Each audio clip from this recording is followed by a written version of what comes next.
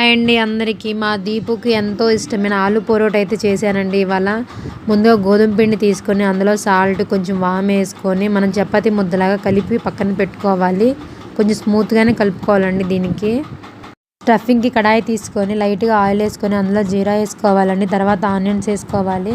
పోపు దినుసులు వేసుకోవచ్చు, కాకపోతే నేను ఏమీ వేయట్లేదండి ఎందుకంటే మా ఇంట్లో ప్రతి ఒక్కటి తీసి తింటారు, అందుకని నేను మిర్చి కూడా వేయట్లేదు.